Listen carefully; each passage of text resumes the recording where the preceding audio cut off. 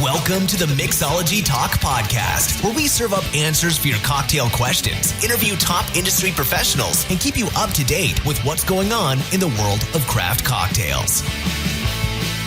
Hi, everybody. Welcome back to Mixology Talk podcast. This is episode number 3, and it's summertime here in Northern California, and that means some of the best cocktails that we see feature a spirit from our southern neighbor, Mexico.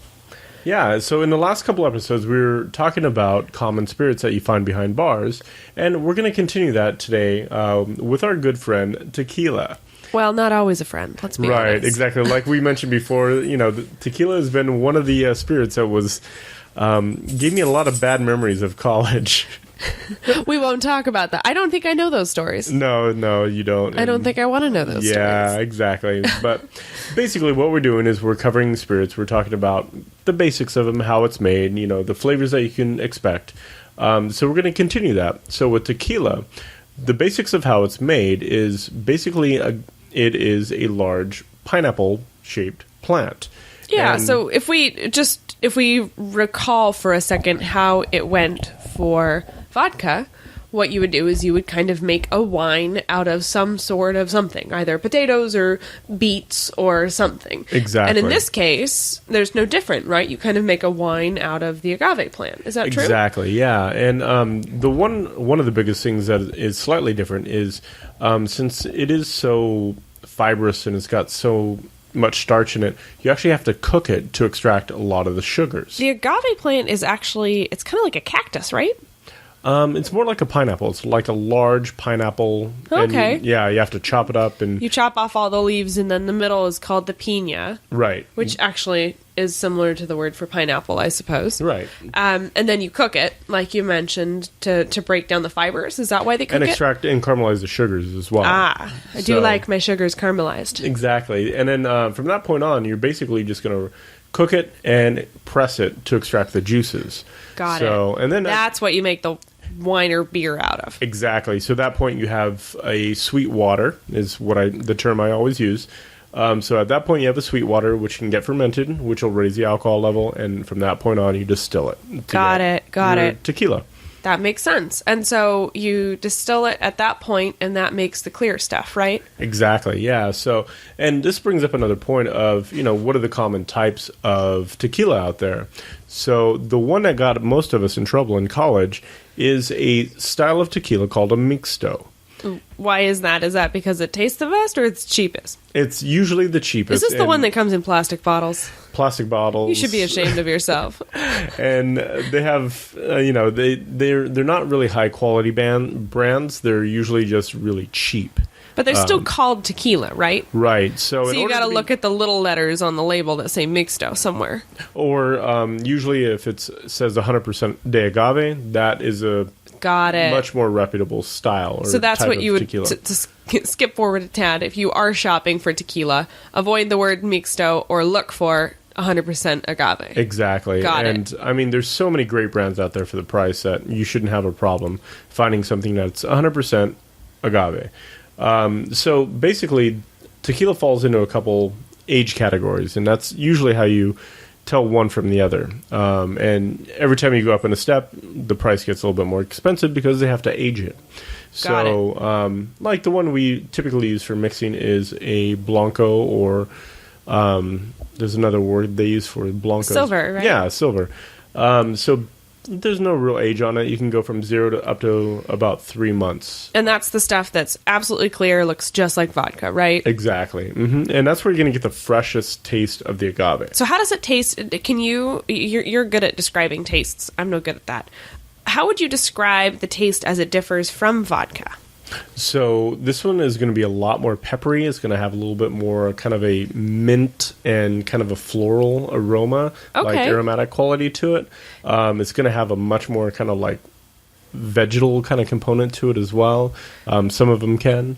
And you're going to definitely taste your spirit. This is Much different from vodka. Okay, so there's a lot more going on. There's a lot more depth of flavor in this. Absolutely. So you'll know it, but when you drink that clear thing, you'll know if it's vodka or tequila. Right, absolutely. There's going to be no going back. We joke in our house that if you see a glass of something clear, you really cannot assume it's water. It's true. Probably not. The dog bowl's pretty safe, but aside from that, you wouldn't want to drink that anyway. Exactly. So, and Blancos are typically what you mix with margaritas. That's a great starting point to get a really good impression of what an agave spirit should taste like.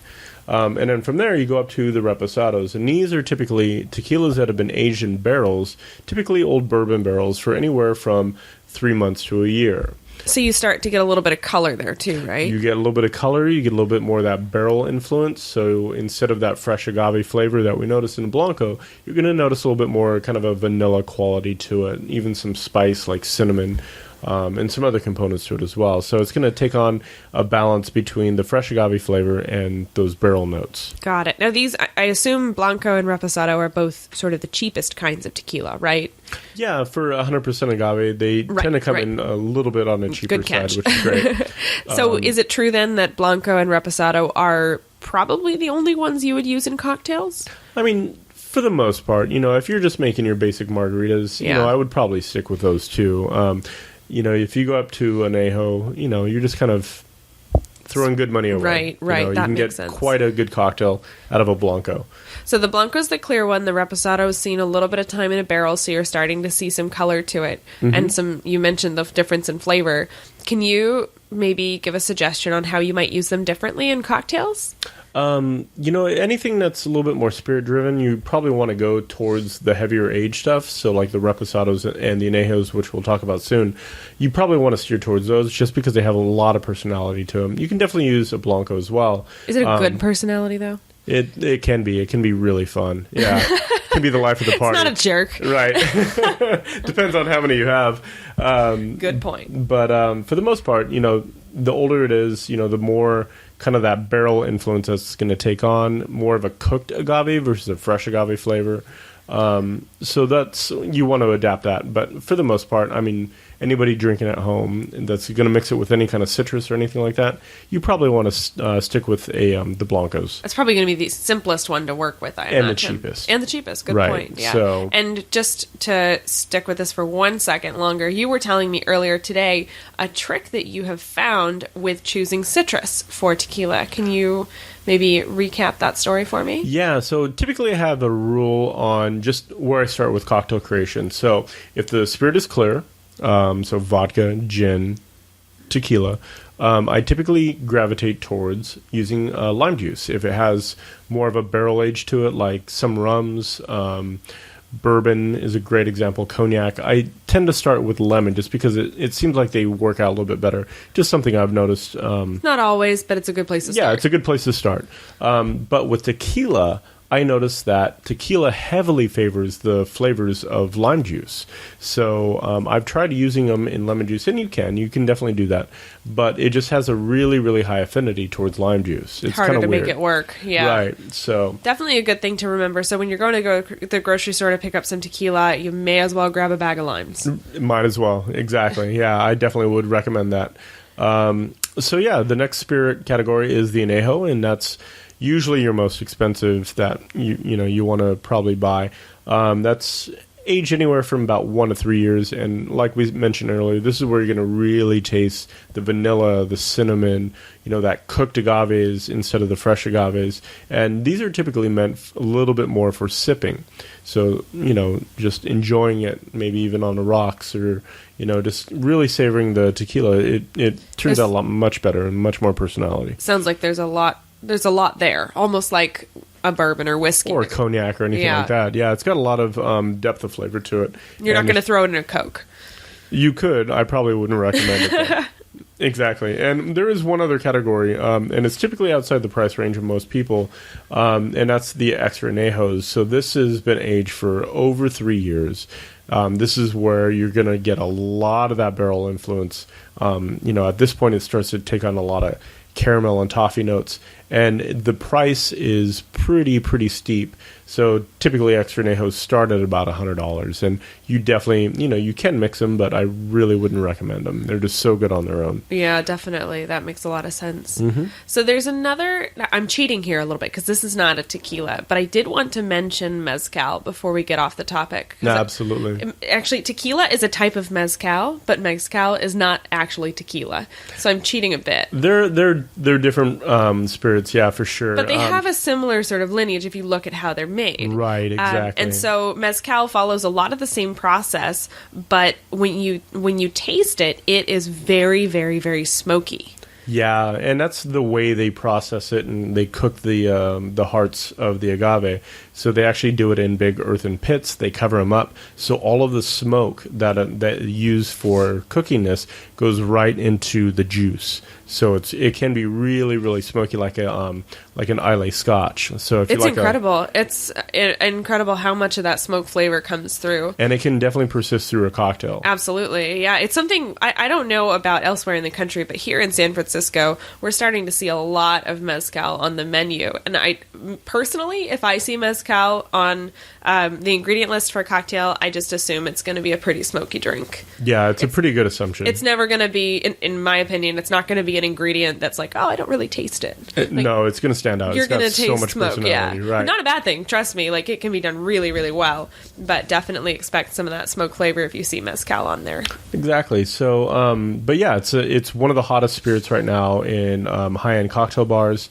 So if you're looking for something a little bit creative and something different, but you love tequila, try a mezcal. They're really, really fantastic, and you can find a decent one.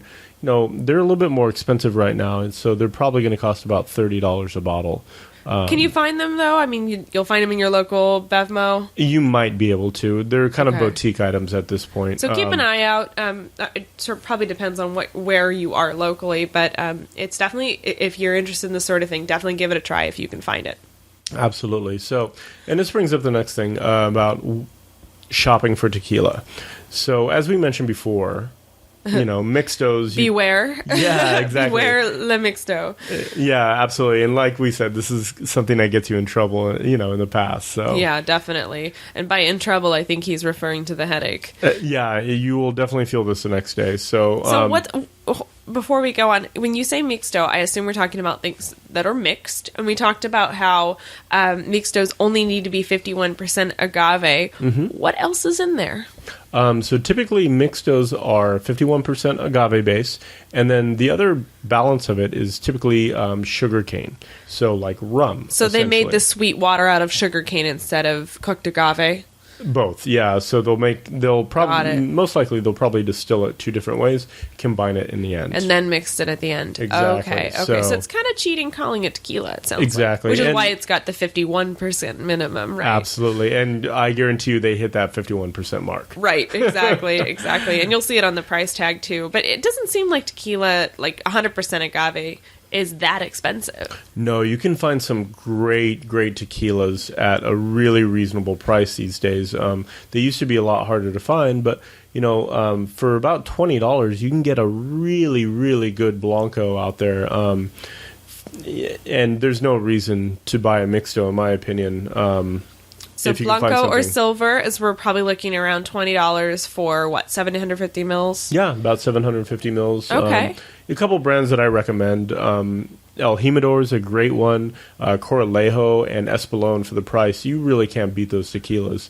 You can spend whatever you want, but that's a great place to start for a margarita for sure.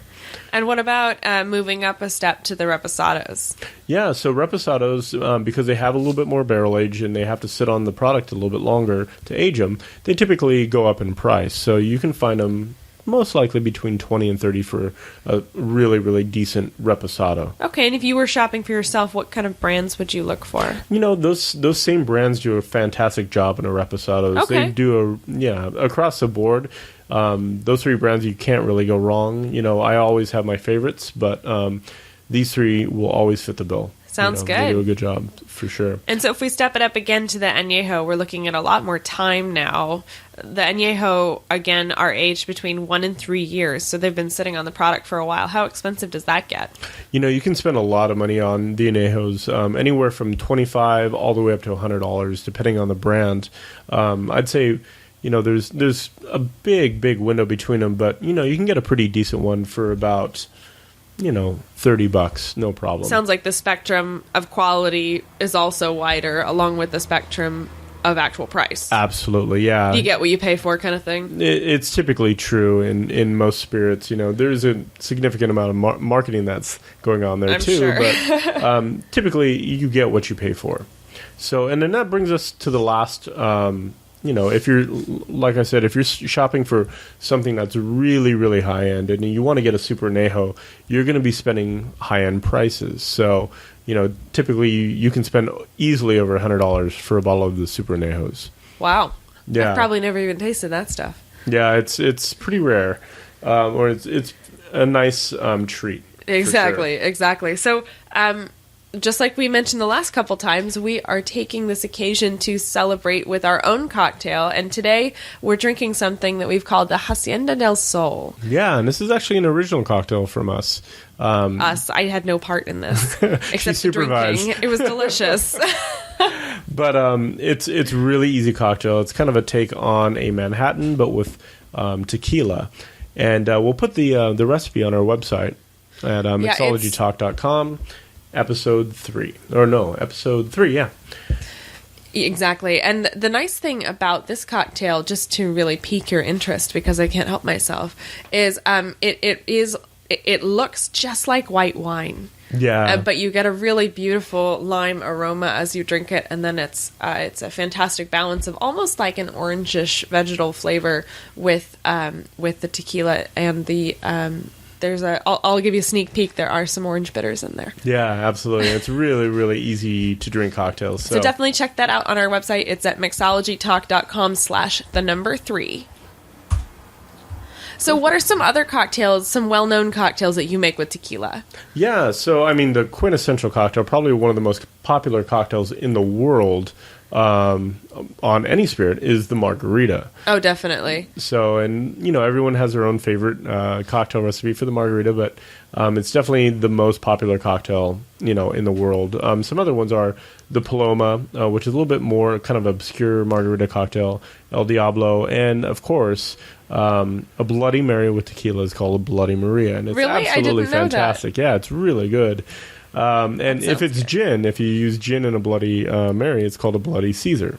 Really? Yeah, and gin is definitely the way to drink your Bloody Marys. It's so good. Good to know. I haven't tried that one. We'll have to give that one a try. Yeah. So yeah, you can find a summary of our episode and the recipe for the Hacienda del Sol at mixologytalk.com/3.